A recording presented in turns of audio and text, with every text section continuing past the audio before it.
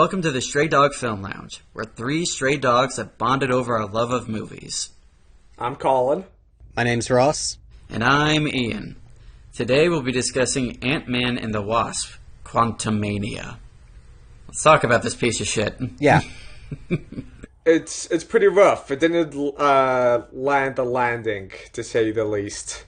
It really feels that these days, like whenever I watch a new MCU film, my reaction usually is, wow, this would be better if James Gunn directed it. Yeah. I'm not saying that because I think James Gunn is like the best superhero filmmaker. I would probably give that to Sam Raimi or Matt Reeves. But like, I just feel like so many Marvel movies now are like pale imitations of Guardians of the Galaxy. For sure. And then, but also kind of pale imitations of like the Whedon-y style. But yeah, because that's how it started. And when they found out, oh my god, this actually works and it's kind of funny, then it's like we have to do it every single movie, no matter what it is. For every everybody's got to be a character. comedian. Yeah. But first, let's before we talk more in depth about the state of the MCU, what is Ant-Man and the Wasp: Quantumania about? I'm glad you asked that, Ross.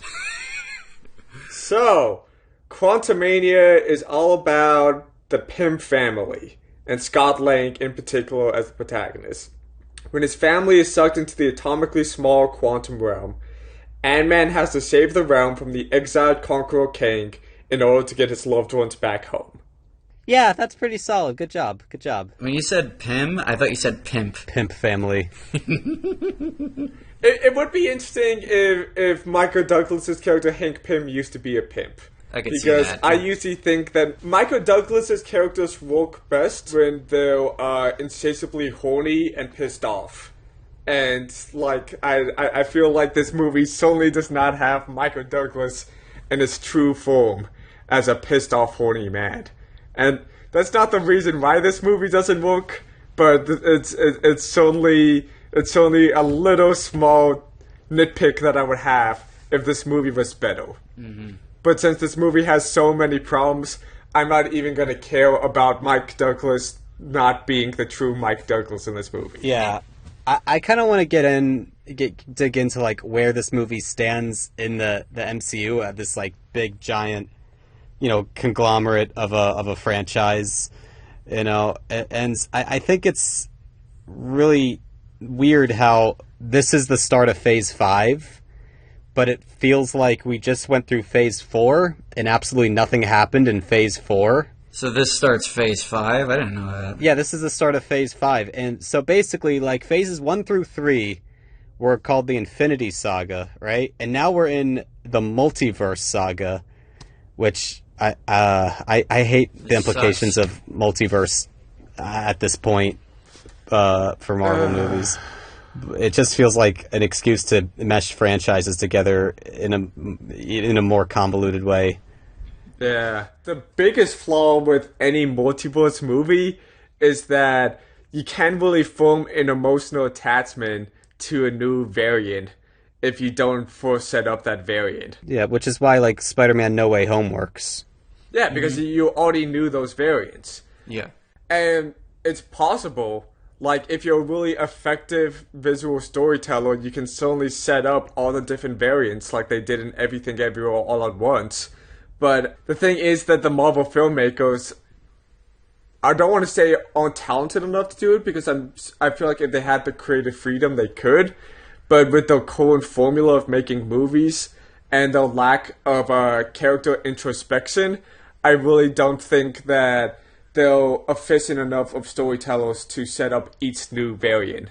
Well, it's aimless now. Yeah, I mean, here's my bigger problem about why they've kind of lost their way is, like, the first couple phases of the MCU, it was pretty clear how the structure worked.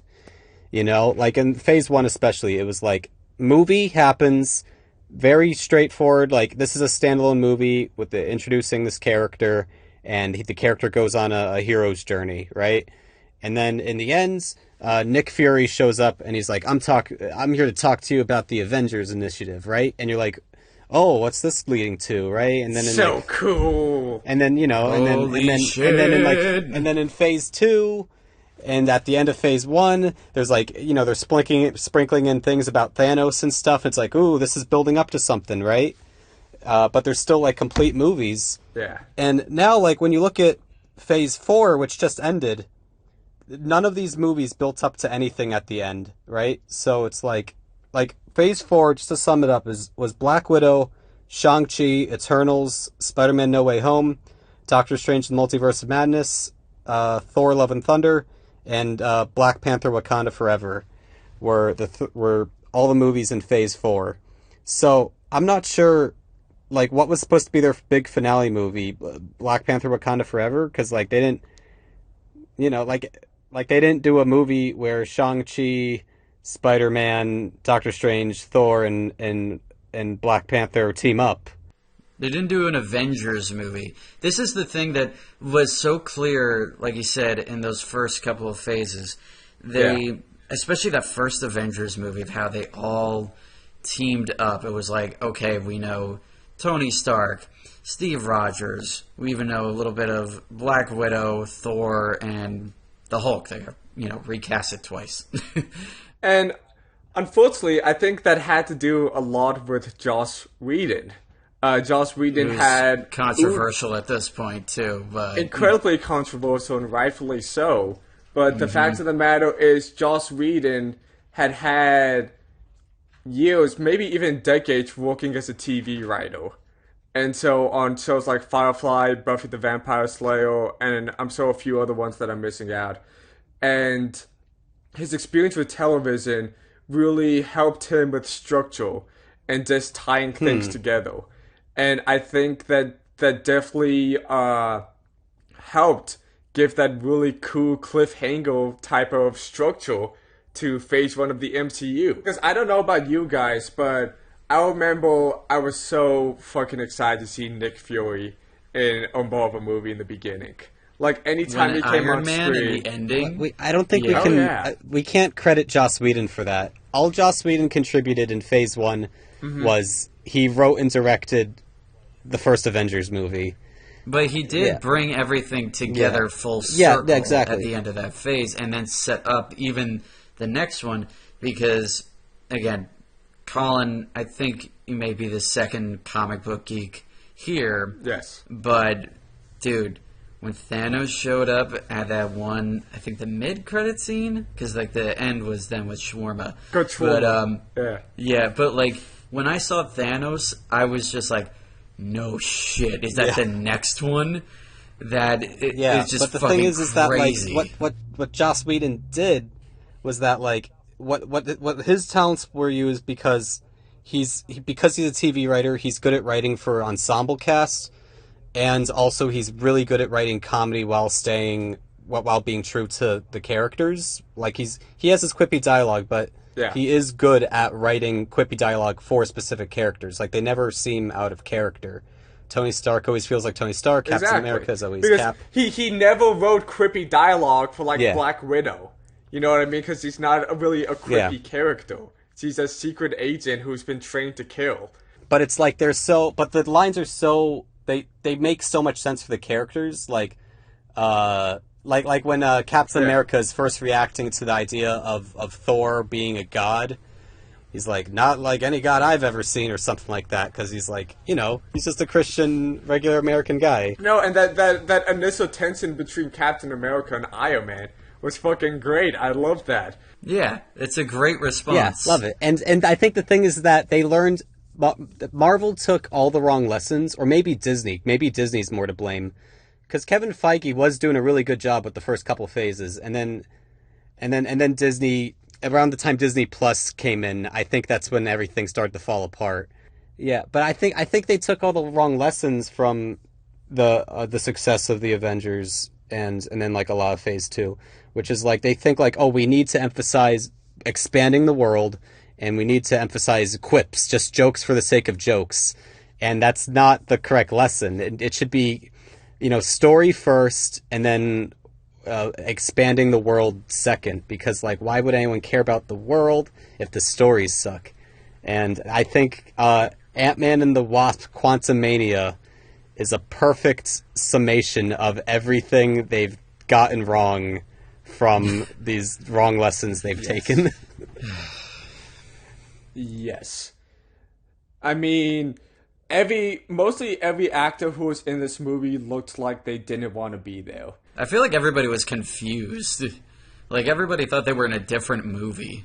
Especially, like, I wrote this in my Letterboxd review. I feel like they gave Michael Douglas the worst lines of dialogue ever written. And he looked embarrassed to say them. Like, he had so many somehow Palpatine has returned lines of dialogue that, like, after a while, I started feeling bad for him. But, I mean, this is one thing I liked about the movie. I did really like Michael Douglas's delivery of lines. I like ants. Like everything, yeah, I like ants. Like everything, like all these lines suck on paper. All these jokes he's being given suck on paper, but his delivery is so good. Like I like ants, or like that guy looks like broccoli. Like what? Like that's, like that line sucks on paper, but like, like just his delivery. When he does works. it, it's different. Yeah, because he's Michael Douglas. He's a pro. Michael Douglas rules, man. I really like him as an actor, and I really felt like they didn't know what to do with his character. Yeah, because he's supposed to be. I mean, he's supposed to be like the grandfather, the first Ant-Man, but they just fucked it up because he's just now oh wow, I'm old. Yeah, I don't understand what's going on here now. But I kind of thought his character worked really well in the first two Ant-Mans. Absolutely. Wait, real quick, what are you guys' thoughts on the first two Ant-Mans? I like the first one, but I don't love it. I was sort of like, okay, cool that they made me give a shit about Ant-Man for the first one. Then the second one, I don't know. It wasn't great. It was pretty average at best. I rewatched the first one in preparation for this episode, and honestly, it's fucking solid. The first Ant-Man, fun movie, really solid.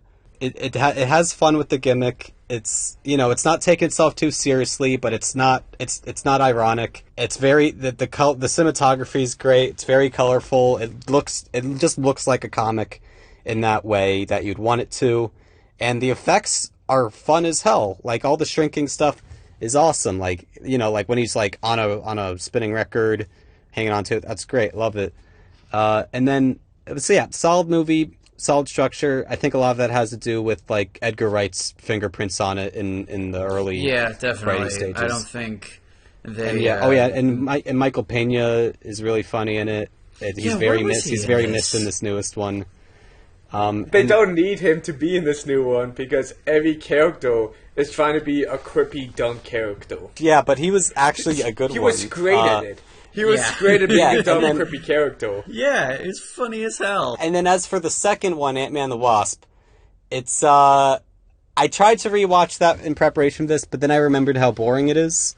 It's that's a good way to describe it. It's very drab also. It's very drab looking. Mm-hmm. Like, I don't know, it's so much more desaturated than the first one, which is weird. Yeah. But that was that look for a while that they did. The grayscale. Yeah, but it's like, why'd they do that for Ant-Man? Yeah.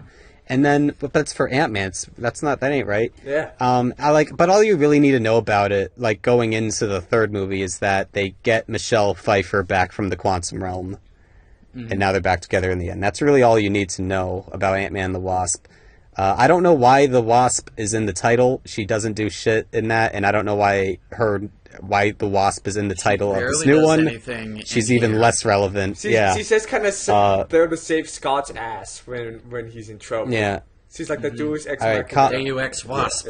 Yeah, so Colin, what are your thoughts on Ant-Man 1 and 2? So, what happened is I wanted to watch the first Ant-Man movie, but the night before I was up to 7:30 a.m. editing away, and so I started watching the movie at 5 p.m. and I fell asleep 30 minutes in at 5:30 p.m. and I slept to noon of the next day. So, suffice it to say that I did not watch Ant-Man and the Wasp. But from the first 30 minutes of Ant-Man, I can say that it was pretty by the books. Wait, so had you not seen it? Had you not seen it in theaters when it came out? No, I haven't. When I was in high school, I was very, very much a film snob who only wanted to watch art house movies from the 1960s. I think the first Ant-Man especially, solid-ass movie, just because I like shrinking people movies. I just love that shit. Well, yeah, but it has to be, the story had to be better and the writing. Yeah, I think the story in the first one is solid. The story in the second one sucks, but at least it still has the fun effects. But the first one, it's got perfectly serviceable, good jokes, memorable characters. You know, it's nothing amazing, but it's a fun summer movie. Yeah, I mean, it's the type of movie that's a play at a Walmart on those TVs.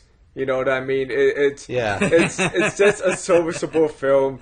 I think that's why I fell asleep during it, because Peyton Reed, who has directed all the Ant-Man movies, is just not a visual storyteller. Like, he doesn't really do anything in sync with the camera. Whenever his characters have a conversation, they don't move when they're talking. They stop, they look at each other, and then they both have very typical close-ups. And then the only time the camera is really dynamic in the Ant-Man movies, at least the first two, is like the shrinking stuff, and that's probably more thanks to the storyboard team and the VFX team. Exactly. Like it's all just shoved off to another team. Like Peyton Reed, like I really don't want to shit too hard on him, but like I feel like he's just one of those assembly line directors that studios are like, oh, we can control this guy. Let's just put him in there. He's just there to get coverage when the action scenes aren't happening. Exactly. That's pretty much it. I mean, you know, he's a good enough comedy director. Like, he directed, like, Yes Man. He's, like, a perfectly serviceable mainstream comedy director. Oh, yeah. Nothing crazy. And so I don't know why they were so confident in him to be able to handle this movie that takes place entirely in a sci-fi world. Yeah, this rip-off of Star Wars, it feels like, a lot of times. Oh my god, the bar scenes, it was just right out of Star Wars. Right out of Tatooine, pretty much. But only the scene was more pointless. Yeah, I mean... Yeah. Like, why was Bill Murray there? If there's no point except it's Bill Murray. I want to make an interesting parallel between Ant-Man and the Wasp Quantumania and Space Jam. Okay. In Space Jam, pretty much the movie was only about 55 minutes, and the studio heads were like, how are we going to get it to at least 80 minutes? And then the director suggested that they put Bill Murray in the movie and just let him do funny shit for 15 minutes. Which awesome. I think is... Yeah, that's exactly what happened. Yeah. But he doesn't do anything funny. No, he's funny as hell in that movie. No, in Quantumania, I mean, he's not funny. Oh, no, fuck that. In Quantumania, it feels like the Marvel machine was like, we need another big name that we haven't used yet for a cameo. Let's use Bill Murray. And so they use Bill Murray, and they just don't really use him. He's just there to give exposition. Oh, hi, Michelle Pfeiffer. How you doing? Oh, we were butts here. Oh, they didn't... Here's another, like, just bullshit thing that I hate about movies sometimes, where it's like they're just constantly withholding information until it's viable and necessary. It's like, oh, no, I can't tell you anything about this. Oh, she didn't tell you about this? Oh, we've been friends for years. So it's just... That always annoys the fuck out of me. Yeah, there's also just like a lot of scenes of just talking in front of these ugly ass backgrounds. Reminded me of the prequels. Yeah, it is a lot like the Star Wars prequels. Yeah, and also it's like the fact that, because I was praising the first two Ant-Mans for using the shrinking gimmick well, and like, you know, serving on, if you want that, you get it. A lot, you know, like Ant-Man 2 has so much fun. It also has fun, like when they shrink down the entire Pym facilities building down to a rolling suitcase size. Yeah, that was cool. Like shit, like that's awesome. Or like, you know, they store cars inside a little Hot Wheels container.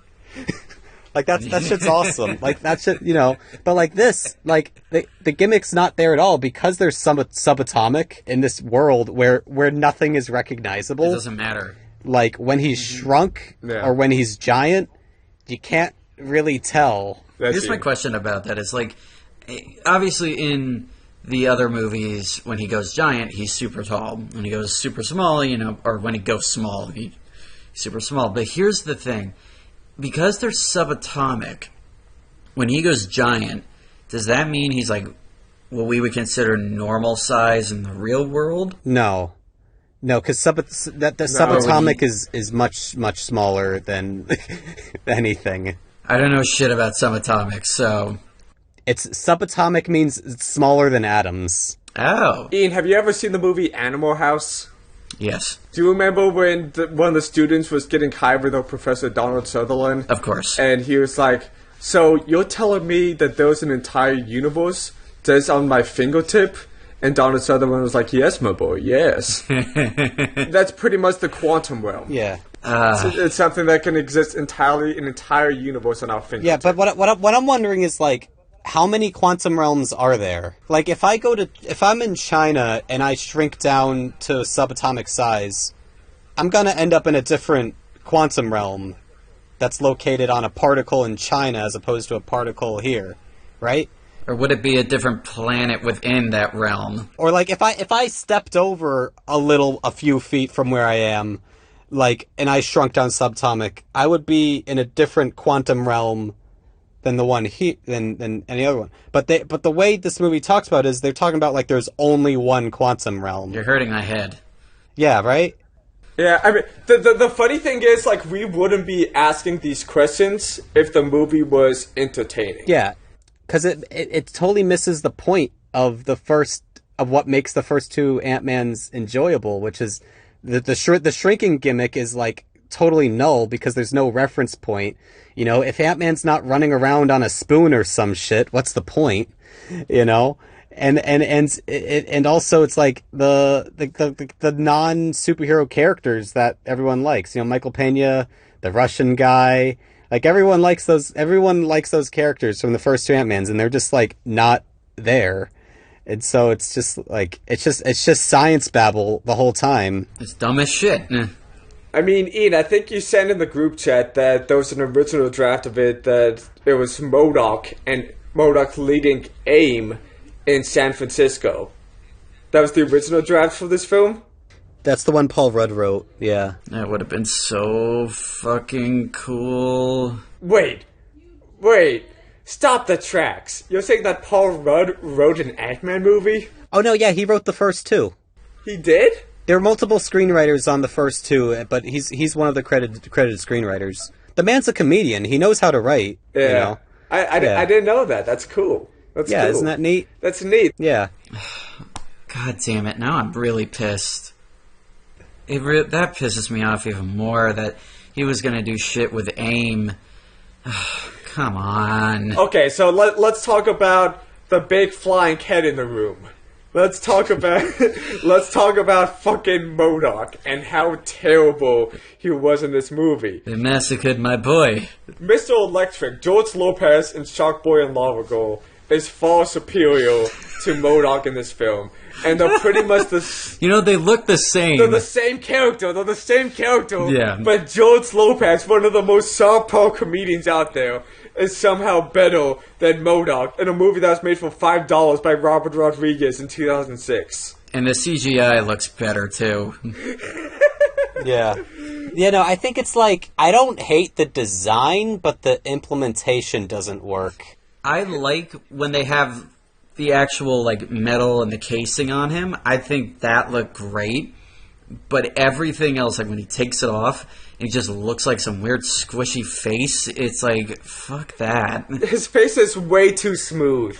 I'm not sure exactly how they did it. Like, my first thought was that's actual film footage or video footage of the actor, and they just stretched it out to make it look wide like that. But also his teeth are smaller than they would be if they just did that. They're like not to proportion. So they did some weird shit.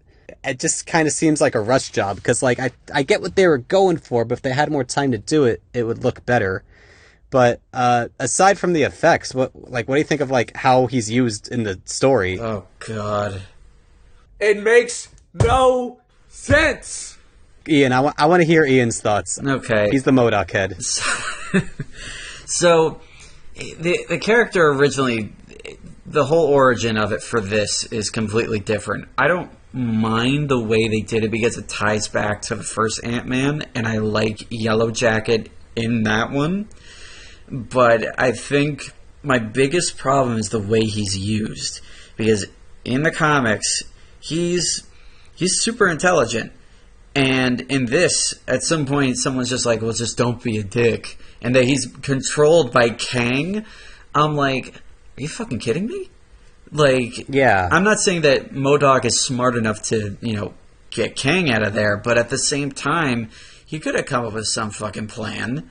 It's a bunch of bullshit. Even MODOK, I mean, he's kind of a funny little... Yeah, he's obviously a funny little head that's going around. But he's smarter than he looks. Like, from what I gather, MODOK is like a legacy Marvel villain, and like nowadays, current usage of MODOK is kind of already joking about the ridiculousness of this character. Yeah, like Patton Oswalt. But he's still like, he's still a threat though, right? Yeah, he's a big threat. It's just like, I mean, like he's a huge threat. Like he runs the biggest crime organization on the planet, other than Hydra. And in the comics, there's this awesome war between Hydra and AIM that Captain America has to get involved with because the war is so caustic that it's going to destroy the planet, and it's such a cool plot. But is MODOK still like a joke, like a jokey weird character? No, not at all. No, he's terrifying in the comics. Yeah, interesting. He kills people all the time. Yeah, and the artwork of him too is fucking scary as shit.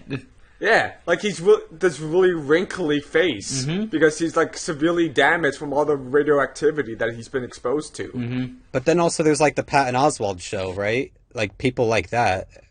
The Patton Oswalt show definitely was more of a comedic take on the character, and it wasn't something that I've watched. I've just seen like the trailer and some clips, but from what I can gather, it's a goofy show.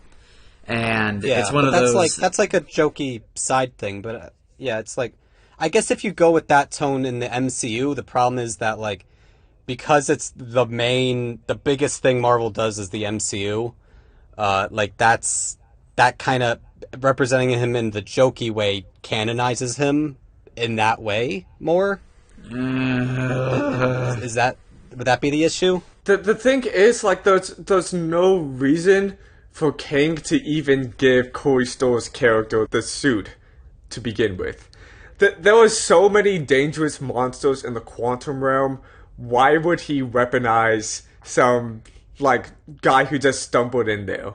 Like, it just... Because he was betrayed by the Pym family in the same way he was, right? I guess. Because Kang was screwed over by Michelle Pfeiffer, and so he relates to...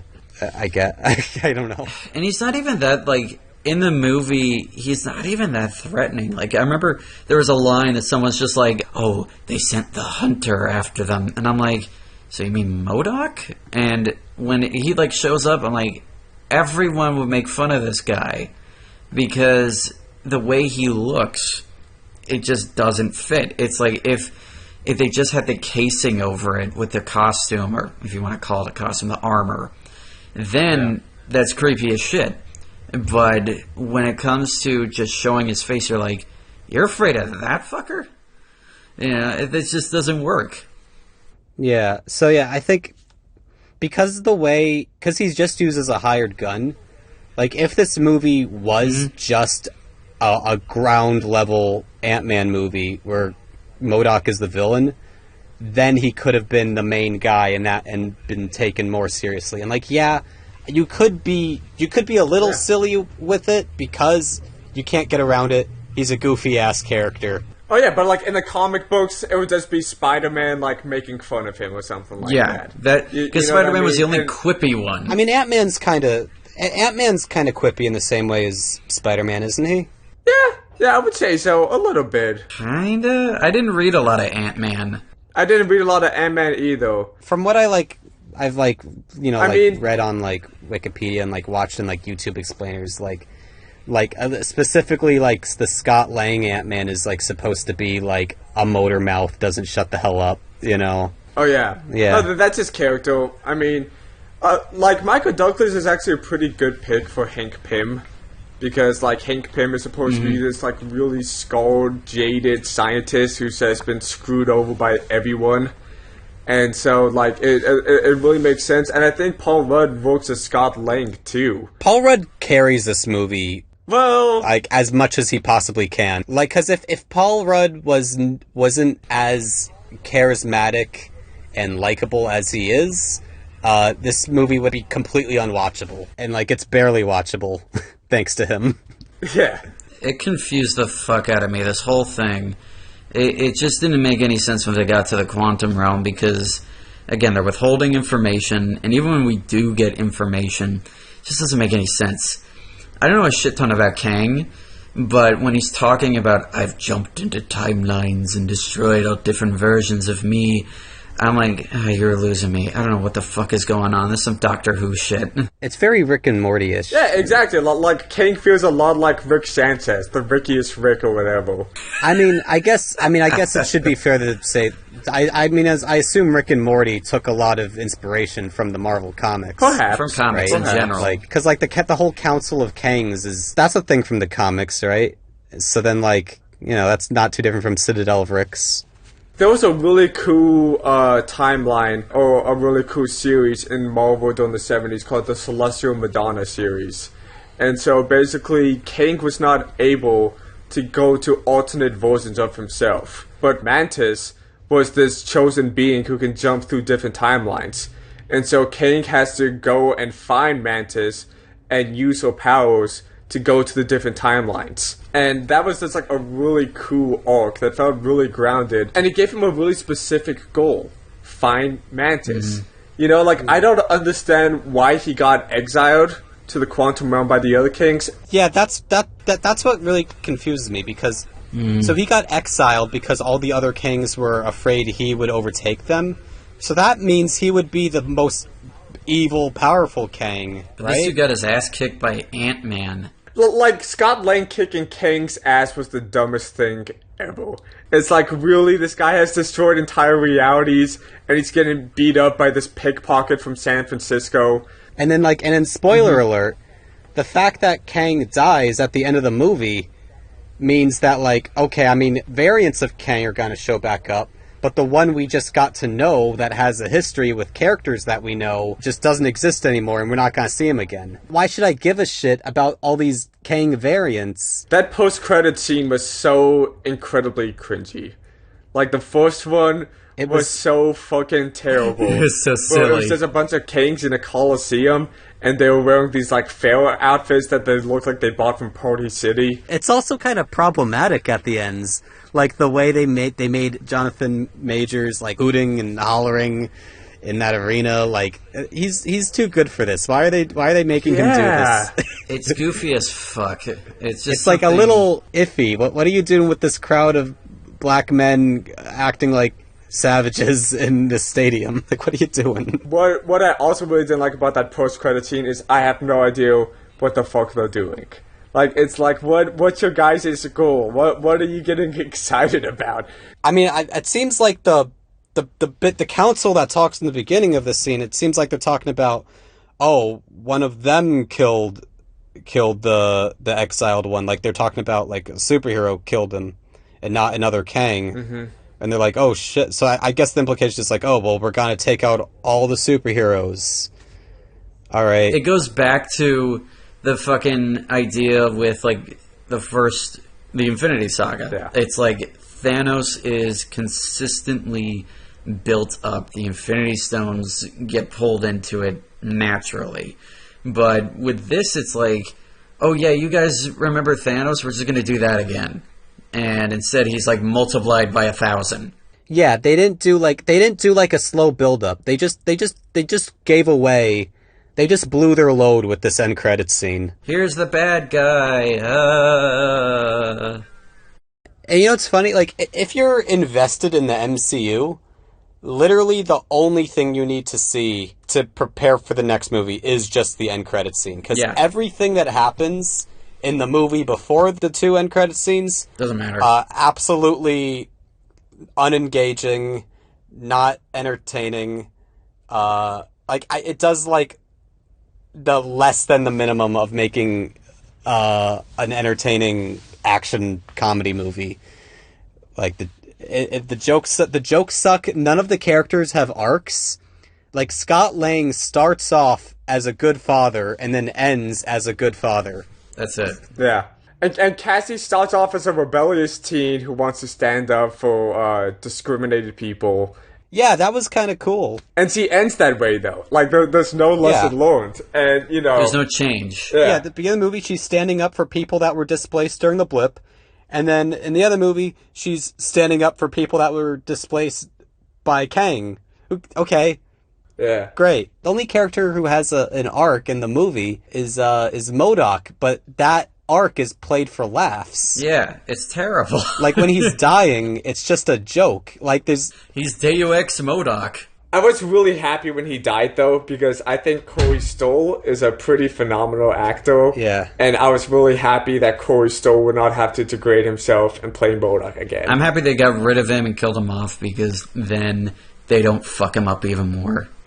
Yeah, but this could have been a moment, instead of like having MODOK be the big sacrifice, this could have been like, it could have been Hank Pym making a big sacrifice. It should have been Hank Pym. Yeah. Thank you. Hank Pym should have made a big sacrifice, and then they could have had a genuine moment with his last dying breath. Like, instead of it being MODOK who was played for laughs and him dying is just a joke. Yeah. You know, this whole thing is like, well, at least I got to die as an Avenger.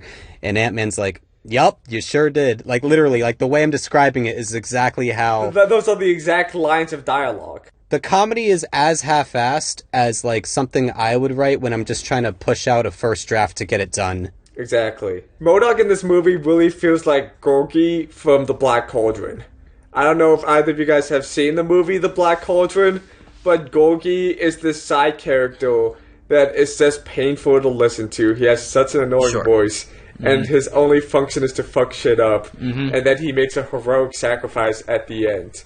And you're not sad that Gorgie's killed at all, because it's like, thank God that guy's no longer around. He was annoying as shit. And that's what MODOK feels like in this movie. When he dies, it's like, awesome. And the movie's aware of it too. Like, the way it's written, they're aware. Like, thank God he's gone. We were so tired of him. But it's like that plot point could have been used to create, you know, like I said, if it was Hank Pym, that could have been used to create a genuine moment of emotion. But this whole time watching the movie, there's never a moment where you feel anything at all. You're just receiving plot information. All this movie is just to set up Kang. That's it. What would have been awesome is if Scott Lang or Hank Pym is killed by Kang, but Kang is stuck in the quantum realm, and the rest of the family is able to escape, and they all mourn him, and they're all like, well, his sacrifice was noble because Kang is not able to get out of there. And then in an end credit scene, Kang escapes the quantum realm. That would have been cool. I mean, well, I think what would have made sense is if this was a grounded story where it took place in like AIM Laboratories and they're fighting MODOK, is like the end teaser would be MODOK summoning Kang back from the quantum realm. That would have made sense. Yes, that would have been great. Like if AIM is detecting like a great power source from the quantum realm, and they're like, okay, we can use this power source, and then they realize it's Kang. Or like the beginning stinger would be Kang reviving Darren Cross, turning him into MODOK, and then the plot happens. He gets out of the quantum realm, and then Kang sits back while MODOK does his bidding. That would have made sense structurally.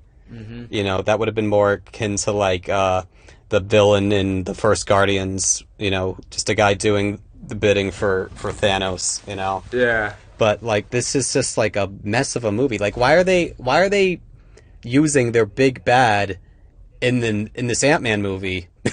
Yeah. Like, why are they having Kang face Ant-Man of all the characters? And it's like implied to be one of the most powerful Kang variants based on the reason he's banished. So it's like, oh god, I just thought of something. Yeah. I really hope because Is Fantastic Four in this phase, or it's the next one? I think the next one. I want to get into this because this is kind of part of why... If Kang is in the next phase and they fuck up Doctor Doom, I'm gonna be pissed. Wait, let me give you a rundown on the phases coming up, right? Mm-hmm. So we just started Phase 5 with this one, right? Yes. The movies in that include... And these are just the movies. I'm not including the TV shows, because the movies should be responsible for standing on their own. Disney's reliance on the shows to fill in stuff is cheap, and it's too much homework. The sheer audacity of them saying, look, if you want to understand this movie, first you gotta watch this show on Disney+. Yeah. Like, it's like, how dare you? Here's the current layout for Phase 5, right? First is Ant-Man and the Wasp: Quantumania. Mm-hmm. Then Guardians of the Galaxy 3. Mm-hmm. Then The Marvels. Then Captain America: New World Order. I guess that would probably be the closest thing to a big team-up movie. And then Thunderbolts, which is like a movie starring a group of D-list sort of villains. It's like those Suicide Squad, pretty much. Yeah, but the problem is that all the MCU villains get killed in the third act, so what they're left with are like these really shitty ones. So do they all die in the third act? Yeah. And then after Thunderbolts is Blade, and that's, as of now, that's the end of Phase 5. That sucks. Yeah. Okay. I mean, my big qualm with a lot of MCU stuff, too, is that the villains never team up. And that's what I loved about Marvel Comics, is that the villains always teamed up with each other to achieve their goals. Yeah, MODOK and Doctor Doom teamed up. Yeah. But it's like this version of the Thunderbolts, it's going to include the Winter Soldier, who's not a villain anymore. Yeah. Ghost, that's the villain from the second Ant-Man. Mm-hmm. John Walker and Julia Louis-Dreyfus's character, Florence Pugh's character from Black Widow, David Harbour as the Red Guardian, and then Taskmasters. These are all really lame characters. Like, we're not having Baron Zemo on this task force. We're not having, like, a Spider-Man villain. And they're not even like funny lame with the James Gunn Suicide Squad. It's like Polka Dot Man. That's a funny character. It'd be interesting to see how they expand on this. You can't really do anything funny with these characters. Yeah, but what are they going to do with Florence Pugh's character? Yeah. Oh, she's Russian and she doesn't understand American culture. Ha! Originally, New World Order was going to be a show, but then they decided to rework it into a movie. Okay, that's fine. And then this is now getting to the thing you said about Fantastic Four. This is the lineup for Phase 6. This makes no sense to me. So this is what they have so far, right? There's probably a few unannounced films, but there's only 4 laid out so far. It starts with Deadpool 3, then Fantastic Four, then Avengers: The Kang Dynasty, then Avengers: Secret Wars. Oh, they're gonna fuck up Doctor Doom. So that's one movie. That's Deadpool in 2024, Fantastic Four in 2025, and then it goes right into an Avengers team-up movie in the same year in 2025, and then Avengers: Secret Wars a year from then. For our listeners who aren't able to see our reactions, which is to say all of our listeners, Ian looks like he just lost a bet that he bet the entire house on. Yeah. Like, he is in great mortal pain right now. Yes. And, like, he looks like he can't recover from this information. So... Why would you save the Fantastic Four? It's literally... like the most important characters in Marvel history for, like, this late in the game. Okay, I have to rant about this. Yeah, let's give Ian the floor, because there's clearly a lot that he has to say right now. Okay, so having Kang, I barely know shit about Kang. So knowing that he's going to still be in this phase and in the next one, Doctor Doom. If they fuck up Doctor Doom by being like, oh, Kang is more powerful than Doctor Doom started his own fucking country. He's an extremely smart scientist. He's super powerful. The movies fuck up his whole thing constantly because, there's never been a good Fantastic Four movie. Yeah. And apparently, originally in Black Panther Wakanda Forever, there was supposed to be an end credit scene that set up Doctor Doom. So... And also that would work well too, because Black Panther's first appearance was in a Fantastic Four comic. Yes. So the Fantastic Four has always had close relations with Wakanda. And I'm excited for Secret Wars, but why are you doing Secret Wars after literally one Avengers movie that it's a character that we just got introduced to, Kang, and all the fucking sudden... and why is Deadpool 3 before Fantastic Four? The people want Fantastic Four. The people want Fantastic Four. That's the superhero group that audiences love. I know. If they had any sense, they would have made Fantastic Four the first movie of Phase 5. They would have gotten their shit together sooner and gotten this Fantastic Four movie out sooner. Because the Fantastic Four are like the most important characters in Marvel historically, right? Like those are the first superheroes that actually have like interior lives, right? So it's like Marvel's first family. I believe they were Stan Lee's first characters in Marvel, if I'm not mistaken. And it was something where like the comics, I've had mixed feelings about Fantastic Four throughout the years, but they've always been able to get back to solid ground. Yeah. I've never been like, oh, this just sucks, I'm going to stop reading this. Like, the run of Ultimate Fantastic Four is incredible. Just like the run of Ultimate Spider-Man, but that's here or there. Mm-hmm. But it's just like, how are they supposed to even structure this? How are they even going to introduce things? It's like, and oh my god, I swear, if they put Fantastic Four setups in the stupid Disney Plus shows, I'm going to flip.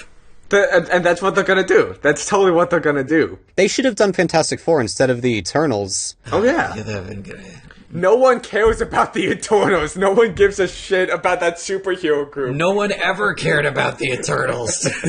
Yeah. They could have, if they had their stuff together sooner, they could have put Fantastic Four in like one of those two slots. Yeah. And then they could have had Reed Richards or something like take the place of like Nick Fury as like a recruiter for a new team. You know? Oh yeah, because like Reed Richards too is kind of like one of those characters. I don't want to say that Reed Richards is like Batman because that's not true at all. But Reed Richards is a man who constantly is building contingency plans and waiting for disaster to strike. Like he has so many different like telescopes and monitors to different like dimensions and so on and so forth. So I feel like Reed Richards would be the first character in the MCU to discover Kang as a threat.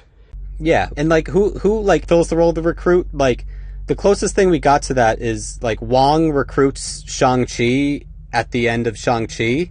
Yeah. But like he's not Benedict Wong as Wong is awesome. He's awesome. He's like actually like a low-key goated character. Yeah. Fortify your minds! I love that line so much. He just screams, fortify your minds before the Skull and Witch attacks. And it's the funniest shit ever. Strange! He's an awesome character, and whenever he shows up in these movies, he's super fun.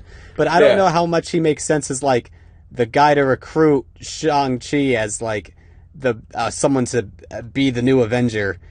Yeah, he's Sorcerer Supreme. Yeah. He's Sorcerer Supreme, so like he really shouldn't be involving himself in that many earthly affairs because he has like all this magic shit to deal with. Yeah, so like why is he the recruiter? So now we're just gonna have like who even is in the Avengers at this point? Like the state of the MCU is so cluttered. I don't even know. No fucking Spider-Man. Is Spider-Man in the MCU? I mean, is Black Widow still alive? No, she's dead. She's dead. She died in Endgame, remember? She's dead? Yeah, she died in Endgame for good. But didn't she come back when they reversed the blip? No, this is why the Black Widow movie is so dumb. It's a prequel movie, but not like a prequel like before she joined the Avengers. It's like after the events of Captain America: Civil War. Why? Because why do we need this movie? They backtrack to an era that like everyone thought we were done with. Yeah. Yeah, that's so fucking stupid. You see, this is why I don't watch new Marvel movies. Yeah. They just give me a headache and they make me mad. Like I don't enjoy having headaches, and this is what Marvel's doing to me. Yeah, okay, so I'm checking. So Fantastic Four is scheduled to come out in February of 2025. And then Kang Dynasty comes out in May of 2025. So that's like just a few months after. So, like... We have no time to register the Fantastic Four in the universe, then. None of the members of the Fantastic Four have, like, gotten to meet any of the other characters. They haven't, like... Which, by the way, would be great. Ben Grimm is one of the best characters in Marvel, and his interactions with anyone is golden. So fucking great. They need their time to establish themselves as characters. And also, like, I don't know comic things, but isn't Kang Dynasty and Secret Wars, like, totally different stories that don't connect? Yeah, they're completely different. So it's like, why would they put these two Avengers movies next to each other, like, separated by just 1 year? Like, so then what are you going to do in between 2025 and 2026 to set up stuff for Secret Wars? And again, like, back to, like, who the fuck are in the Avengers nowadays? So I guess there's Shang-Chi, who I'd argue, like, in the movie's okay, but it's like, he doesn't really do anything heroic. He's not really that much of a superhero. He's just there. All the conflict in Shang-Chi exists in a separate dimension that has no bearing on, like, our reality, right? Sure, it was a cool dimension, but it doesn't do anything. Okay, so it's like Shang-Chi's probably an Avenger, right? Because Wong recruited him. And then Spider-Man for sure. You gotta have Spider-Man, so that's 2. I guess Doctor Strange is still around and kicking, so he's 3. I guess he's like the new Tony Stark in that way, right? I guess so, yeah. And then... I mean, there's the character from Wakanda Forever, the new Iron Man, kind of. The girl who built an Iron Man suit. Oh, Riri Williams. Yeah, Yeah. I think they're just using Ironheart for a Disney Plus show. Alright. Okay. Like, they just set her up in Wakanda Forever just to give her a spin-off show, that's it. I mean, is Thor still part of the Avengers? I guess Thor is still around. Is he still alive? Yeah, Thor's still around. Okay. And then, I guess the new Black Panther, who's, so that's 5. She's okay. She's okay, yeah. Yeah. I mean, I guess we got Thor and Doctor Strange. Okay. I don't know. Thor as a character is kind of a confusing mess. He keeps changing with every movie. I wasn't really a fan of Multiverse of Madness. The only thing I really enjoyed was Sam Raimi's direction. Yeah. Outside of that, I mean, I wasn't a fan of the story. I didn't understand why they were doing Scarlet Witch as a villain in that one. I was just sort of like, alright, in the MCU, though, she's like a hero. So, like, what are you guys doing? Well, isn't the villain thing set up in WandaVision? Yeah, but I just don't like it. That's the fucking problem with the current version of the MCU, is that I'm talking about these phases, and I'm skipping over the TV shows. They're, like, putting a lot of importance on the TV shows. And from what I understand, I think Kevin Feige is starting to realize that that's not working. Yeah. So, like, they're gonna hold back. They're gonna stop making, like, hyper-serialized shows. Mm-hmm. And, like, I think Kevin Feige said, like, the new shows we're gonna make are gonna be things that can only exist as TV shows. So I assume that means more episodic, contained stuff. Well, like, there's a great Marvel comic called Marvel Team Up, which is basically Ben Grimm teaming up with other superheroes, and usually he was just on a vacation, he was trying to enjoy himself, and then a big supervillain comes, and he has to team up with Doctor Strange or something like that. That would make a perfect TV show. That really would. And it wouldn't have to have any, like, major credence on the whole Marvel Cinematic Universe. It could just be Ben Grimm, like, fighting supervillains and forming connections with other superheroes. That would be awesome. Oh, and I just remembered, we didn't even talk about the second post-credit scene. That's just the trailer for Loki Season 2. I was so confused. I haven't seen Loki, so I was just like, what? Okay. Owen Wilson? Okay, Owen Wilson's in this. I think there's a Kang variant who's discovering electricity or something like that. Like, I don't know. And the annoying thing about the Marvel Cinematic Universe and its stands too is that, like, they have the answer for everything because they've seen everything in the universe. And so, like, it's almost like they try to, like, talk down to you when you critique, any Marvel movie. They'll be like, well, if you've seen Falcon and the Winter Soldier, then you would have known that XYZ is here, and that's why you didn't get the movie, and that's why you didn't like it. And it's just like, But I shouldn't have to do homework for movies. I shouldn't have to do homework for movies, and, like, it's just such pseudo-intellectualism. Yeah, but I mean, I think it's just like they spent all of Phase 4 just kind of dicking around with no sense of build-up. Yeah. Like, all the post-credit scenes in Phase 4, totally pointless. Don't know what happens in the post-credits of Black Widow, but I know Shang-Chi, they set up that, like, Shang-Chi's sister or something is gonna be in charge of all the ninjas or whatever. Mm-hmm. I think in the Eternals post-credits, Harry Styles shows up. All right. And then, what happens in the post-credits of Spider-Man No Way Home? I don't remember. Was there one? Because I don't really remember. There must have been one. Let me look it up. There must have been. I can't remember. What the hell happened in the post-credits for Spider-Man No Way Home? Oh yeah, it's fucking Venom. And yeah, that was useless. Oh yeah. Yeah. They spent all this time. Yeah, okay, I remember this now. Because in Venom 2, they tease Venom winding up in the MCU by accident. And then they put him back in the Sonyverse. And then all just for them to put him back.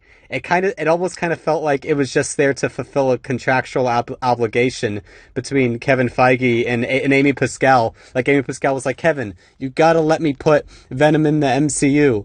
And then Kevin's like, okay, I'll do the bare minimum. Okay, so also, the other reason why Eddie Brock was in there was because to set up the symbiote. Oh, because that little, like, squirt from it, shows up in there. Okay, sure. But, like, the thing is like, whenever they do whenever the post-credit scene just sets up something that could only affect the hero, the specific hero, I just don't trust them anymore that they're actually going to follow through with it. They set up a villain in the post-credits for the first Doctor Strange, right? The other wizard guy. And then they don't do that in the second Doctor Strange. Like, they don't follow through on things. Yeah. Yeah, I mean, like, what I like about Quantumania is that it's the first Marvel film that critics are kind of panic along with the Eternals. Yeah. And that makes me think that this is a good... Hopefully this will serve as a sign to Kevin Feige and his team that, oh wow, what we are doing is simply not working. And we need to fix. We need a course correction. We need a course correction. Everything is half-assed. Like, the story is half-assed, the effects are half-assed, the jokes are not based in the characters, they're just jokes for the sake of jokes. Mm-hmm. Yep. Yeah, they just, and then I think the writer of this movie, what's his name, Jeff Loveness, is that it? He hasn't written anything other than this. Well, no, he was a Rick and Morty writer. Oh, that makes a lot of sense then. Makes a lot of sense. It's the most Rick and Morty of the MCU movies. And not a good way either, not as a compliment. This is to its detriment. Yeah, and guess what else he's hired on to write? What? Avengers: The King Dynasty. I mean, fellas, we've talked so much about the Marvel Cinematic Universe, and it's breaking me down. But there's a light at the end of the tunnel with James Gunn's announcement for the DC Universe. Yeah! Which seems pretty awesome. Oh, hell yeah. And also, quick side note, I'm excited for what he's doing with the DC Universe. I'm, like, actually, like, surprised how into the DC movies I am now more than the Marvel movies. That's, like, so bizarre. Oh, yeah. Because I was a Marvel fanboy for a long time, and now I'm like, never mind, DC's my new best friend. Exactly, yeah. Also, I'm excited for Volume 3 of Guardians of the Galaxy. That's the only Marvel movie I'm looking forward to. That's the only Marvel movie I want to see. It's the only one that I look forward to. Yeah. But with the DC movies, it's really funny because, I mean, for me, I think the DC EU was totally, like, all over the place and really needed to be. Oh, yeah. Like... But at the same time, there are things in Marvel movies now that remind me of the issues that I had with like shit like Batman v Superman and Man of Steel. It's the same. They're not setting things up. It's just like, here's a bunch of bullshit. Yeah, they're just doing a bunch of bullshit and not pacing themselves to set up the bigger universe stuff. And the thing is, along that line, a movie doesn't necessarily need to set up another movie. Like, you could have a good self-contained story. They didn't even do that with this one. That's true. That's what I'm saying. Like, they don't even, these movies, like, don't set anything up, and they don't work as stories. Like, they fail on both fronts. I mean, we all liked, Doctor Strange Multiverse of Madness enough, right? Iffy. I like the parts that Sam Raimi directed. Yeah, that's about it. Before the reshoots. Before the reshoots. Yeah, I like the only ones I really liked were Doctor Strange and Multiverse of Madness and Spider-Man No Way Home. And neither of those do, like, they're good movies, but they don't do anything in the end to set up the larger story of the MCU. I've said it before and I'll say it again. Once they did Spider-Man No Way Home, they can't beat that. That was just such a huge deal. That obviously we all knew that Toby and Andrew were going to be in it, but it caused such a uproar and everybody was into it. Also, it was just such a fantastic reset for Tom Holland's Spider-Man. Because I had major qualms with Tom Holland's Spider-Man for those first two movies. Because Spider-Man is an inherently working-class character. He's someone who makes his own suit. He's someone who is constantly struggling to pay his rent. And so on and so forth. But with the first two John Watts' Spider-Man movies, he's this trust fund baby for Tony Stark, who pretty much just does anything that Tony tells him to do. And they fixed that. They really did fix that in No Way Home, and I appreciate that. It seemed like John Watts was having a dialogue with his audience, and I appreciate that. And with the overall Marvel Universe, and with this film, it really feels like Kevin Feige and the rest of the heads at the MCU just simply are not listening to the fans. They're not listening to them, and the only way that they're going to start listening to them is if the movies stop making any money. Which is, an issue. But I'll say, because when I saw Ant-Man 3, or Quantumania, whatever you want to fucking call it. Ant-Man 3. Yeah. Ant-Man 3, that's what I'm calling it. Ant-Man 3, the theater I went to was a full house. So it was something where I was like, shit. Hey, you know what's even more of a joke than the current MCU? What? Sony's Spider-Man Extended Universe.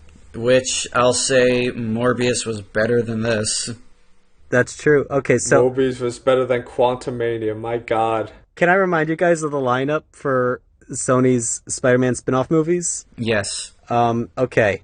Well, wait. First, let me check. Do they have any future Spider-Man movies locked in?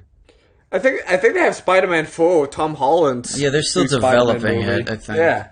Yeah, that's coming out. I don't know when that's coming out, but here are the estimations for the weird spin-off movies. First, Kraven the Hunter, due October of this year. Okay. Cool. All right. I'm excited for that. I am. Aaron Tyler Johnson's going to play Kraven the Hunter. They have a pretty good director. Yeah, dude. But like Kraven the Hunter's whole deal is that he wants to hunt Spider-Man because he's like the greatest game, right? Yeah. So like, is Spider-Man going to be in this movie or not? We don't know because they didn't do that with Morbius or Venom.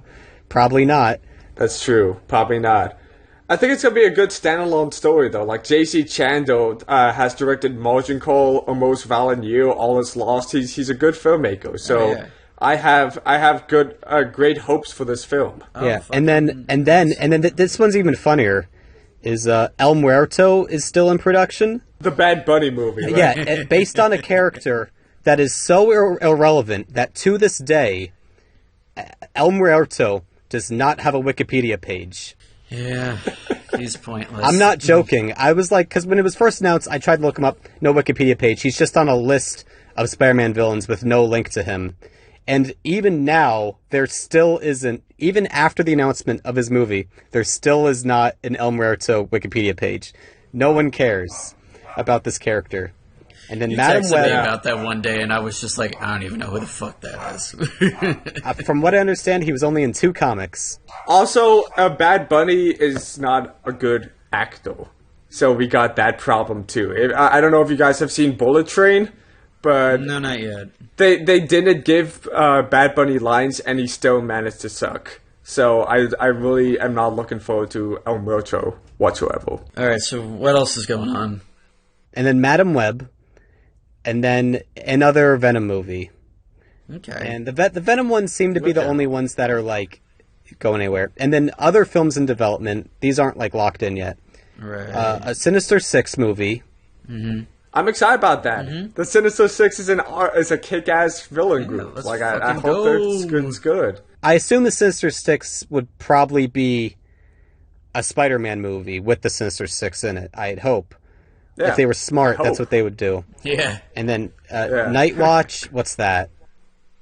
I don't know. They watch the I night. don't get Based it. on the character Night Watch? All right. That's something I don't know. So apparently Sony wanted Spike Lee to direct the film, but then that didn't. I guess that fell through. Weird. Yeah. And then Jackpot. It's like, who the fuck are these characters? They're just pulling things that they have. That's pretty much it. And then an untitled Robert Orci project. Co-writer of The Amazing Spider-Man 2, everybody. And then an untitled Olivia Wilde project. Truth be told, from what you're telling me so far, I'm actually looking forward more to the Sony Cinematic Universe than the Marvel Cinematic Universe. Just because it's kind of a shit show. Well, not even that. It's such a shit show that it's entertaining. But it's also characters that I'm excited for, like Kraven the Hunter and the Sinister Six and Madam Web. But so far, like, with these previous, villain movies Sony's done, like, because they just turned them into boring heroes. No, it's fun. Like, they took away everything that was cool about them. Morbius is a boring hero, Venom's a boring hero, and Spider-Man's not in them. All right, I'm going to argue for Venom, at least. I think In praise of Venom. Venom is a fun dumbass that I really enjoyed. Especially, like, with Let There Be Carnage. They have such an odd couple relationship. It's really funny. Yeah. I mean, I guess Venom has enough personality to carry a movie as a character, but, like, Kraven the Hunter? Like, he's just a guy who hunts. Oh yeah. No, he's gonna succeed. This movie's gonna be good. It's going to be This fun. movie's gonna be good. And when we do review this movie in October, you can play this clip back. Read my lips. Kraven is gonna be good. Okay, and here's my prediction for the Kraven the Hunter movie. Kraven the Hunter is gonna be a good guy. He was gonna be a hunter that decided he no longer wants to hunt animals and instead he saves animals. That's gonna be fucking what Sony's gonna do. I don't think it is, because J.C. Chando, like, focuses on a lot of villainous characters in his movies. Okay. Like, Margin Call is all about these ruthless stockbrokers who don't give a shit about anybody. And, like, A Most Valiant Year is just, Oscar Isaac trying to rebuild Detroit with all these vicious politicians coming at him. So, like, J.C. Chando definitely takes a walk on the wild side. And certainly doesn't care about having redeemable characters. So I think this movie's going to be good. Yeah. But, like, if Spider-Man's not in it, what's the point? Don't worry about it. They'll figure it out. Like, who's he hunting? Who is he hunting? They'll figure it out. Don't figure it out. Yeah, they'll figure it out. I don't think they'll figure it out. They didn't figure it out with Morbius. Maybe he'll hunt Venom. That'd be cool. Yeah, why not? Yeah. Maybe. My favorite thing about Venom, Let There Be Carnage, is that Paul Thomas Anderson is a fan of it. Yeah. I love that. That makes me really happy that Paul Thomas Anderson likes Venom, Let There Be Carnage. I had a lot of fun with the Venom movies. You know, they're not smart by any means, but, like, with the first one, dumb as shit. Definitely.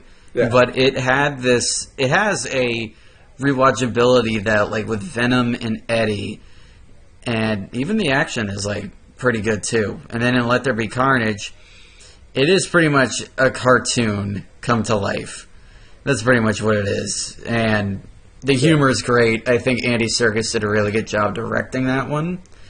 I love that Andy Serkis of all people directed that. Yeah. It's like, way to go, buddy. Like, I'm just happy for him. I'm just like, I hope Andy Serkis is staying hydrated and getting enough sleep. Yeah. Like, that's a man that I just want to see succeed in life.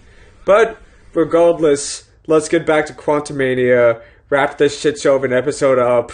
Alright, so, Colin, what are you going to give Ant-Man 3? 1.5 stars. Oof. One of those stars is for Jonathan Majors as Kang, who I think did a great job. And the other half is for the occasionally funny joke. I'm not gonna lie, I did laugh when Corey Stoll said, "But look at me, I'm a dick." Like even though that was like what he the movie did with MODOK was so terrible, that was a funny joke. That I mean, it's like, yeah, I agree. Like, I did laugh at that too, but like that being like a major plot beat in the movie, plot point, yeah, it's terrible. The fact that that's what they do, this stupid half-assed joke for like a major moment in the movie is so stupid. It's so dumb. It's like this movie has no heart to it at all. Yeah, my rating is also 1.5. Because, yeah, I did laugh at that joke, and I guess I did laugh at the guy with no holes. I guess Michael Douglas is good, and Paul Rudd is trying his best. You know what's funny? This whole time, we never talked about the Wasp. No. We never talked about Evangeline Lilly. There's not enough to talk about. There was nothing to talk about. Yeah, there was nothing to talk about. But her character is in the title. Like, they could have just called this. In the title, they could have just called this Ant-Man Quantumania. It would have been easier to say. But it'd be fun if it was Ant-Man Lost in Quantumania. That's a fun title. That sounds like a Tintin comic. But yeah, like I've been saying, like this movie is just so half-assed and ugly, and like totally misses the point of what made the first two Ant-Man movies fun. So yeah, I'm gonna give it a half star. Wow, Yeah. not even a full star, Yeah. just a sliver of a star that you throw at it. So what does that one sliver go to? That goes to the first act of the movie, and that's it. Because I liked the first act. That was actually kind of fun. But everything else, I hated. They fucked up MODOK! I wish the first act of the movie like opened with a standard Ant-Man adventure, you know, just to remind you of why you like Ant-Man. Just, you know, I want to see them running around and shrinking and stuff. Just him stopping a bank robbery or something. Yeah, like have him jump through a keyhole and stuff. It would have been great if they did the same thing, like in the beginning of The Incredibles, where like Ant-Man has to be somewhere, but these crimes keep on like happening around him. Or like the opening of Spider-Man 2. I got time. Yeah. Like what's the like they forget to remind you why we like Ant-Man.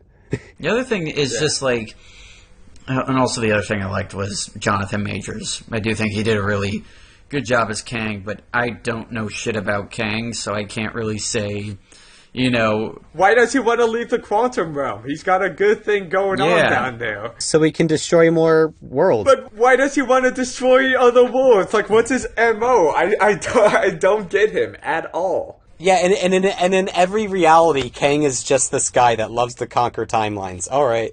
But here's the thing. I just felt like this was a movie that barely felt like a movie. It was so dull and bland, and I checked out as soon as they were like just talking about timelines of reality and eternity, and my head was just hurting because everything else just didn't make a lick of sense.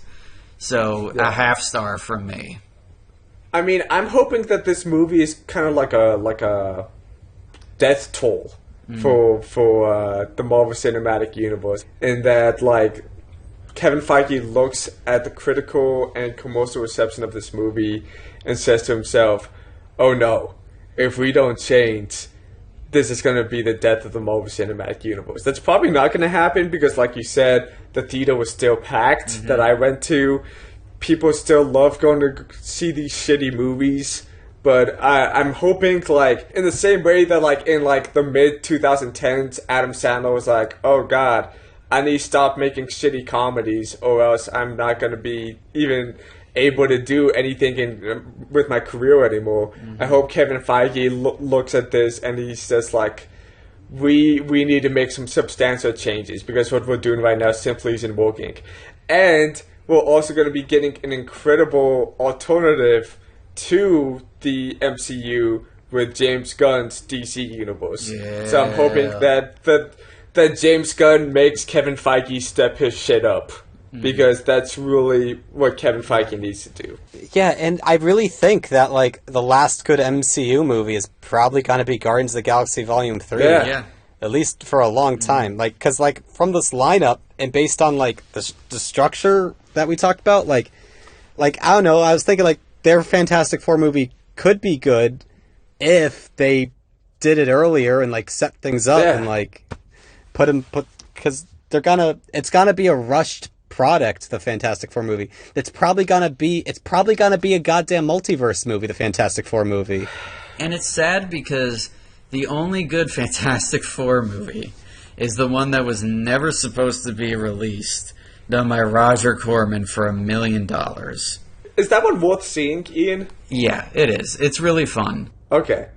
Like I've yet to see any Roger Corman movies yet. That's a director that I want to check out. Oh, you got a lot to see. Yeah. Big fan of Little Shop of Horrors. Big fan of how he gave Coppola a career. Without Roger Corman, there would be no Godfather. Yeah. So thank you, Roger Corman, for helping all the film branch out. Do you guys want to make a pact after Guardians 3 to just not talk about Marvel movies? Yes. Yeah, because this episode, I did not have fun. This was not a good time. I feel drained. We apologize to the fans out there for making a downer mood. yeah. I don't think anyone's gonna finish this episode on the morning commute to work and then say to themselves, "Oh boy, it's time to go to work." You know what I mean? This episode isn't lifting anyone up because there's nothing to discuss with Quantumania. It's a movie that doesn't deserve a discussion. As an alternative, we just talked about how the MCU sucks. And there's so many podcasts that already do that. It's such a bummer because, almost everything leading up to Endgame was great. And now post-Endgame, with the exception of Spider-Man and Doctor Strange, everything's just been dog shit. Yeah. Listeners out there, thank you so much for getting through the slog of an episode. We promise that we promise that we won't be reviewing any other Marvel films other than Guardians of the Galaxy Volume 3 for a while. I mean, maybe in 2025 there's a kick-ass new Marvel movie that comes out that we'll touch upon, but Kang Dynasty. Maybe we'll do Fantastic Four. I guess we gotta do the 3 event movies that come right next to each other. You know, Fantastic Four for some reason, and then Kang, and then Secret Wars. But we're not touching any run-of-the-mill Marvel movie anymore. Yeah. So, as always, thank you for listening. If you like what you heard, please leave a comment or like the video on YouTube. Please subscribe. Please tell other people about this podcast. All right, so long. Later. Bye. Take care. Bye-bye. Hey, all you loyal listeners out there. This is Colin, the editor for this week's podcast. I probably didn't even need to introduce myself in that way because it's probably very evident that I am neither Ian nor Ross. But regardless, I have an announcement to make. So, the illustrators and I are very, very deep into pre-production for our latest film, Cosmic Coffee, which is filming in April. And so we've decided that we need to take a break from this podcast because we need to focus on making our goddamn movie happen. We're sorry to be taking this break, but having a podcast actually takes a lot of work.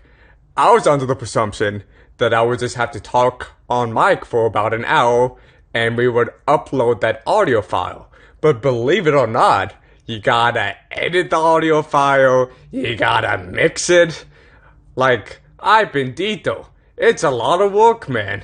So we're gonna take a break on our work with this podcast to focus our energies on making our movie happen. But we shall return in May. So thank you so much for listening, and we'll see you all in May. Or rather, we will hear, or rather you will hear all of us in May. So take care, have a wonderful day. We hope to hear from you soon. Take care. Bye-bye.